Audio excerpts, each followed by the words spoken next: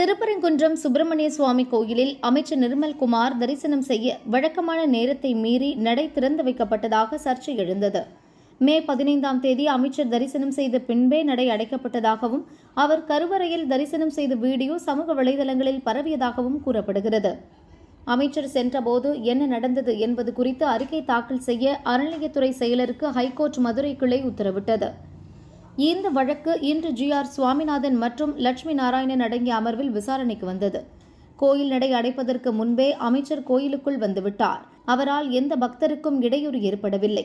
இதற்கான ஆதாரம் CCTVயில் இருப்பதாக அறநிலையத்துறை செயலர் சார்பில் விளக்கம் அளிக்கப்பட்டது. இதை ஏற்றுக்கொண்ட நீதிபதிகள் இந்த விவகாரத்தில் யாரையும் தர்ம சங்கடத்துக்கு ஆளாக்க விரும்பவில்லை. எப்போதும் MLAக்கள் அமைச்சர்கள் என யாருக்காகவும் கடவுளை காத்திருக்க வைக்க வேண்டாம் என உத்தரவிட்டு வழக்கை முடித்து வைத்தனர்.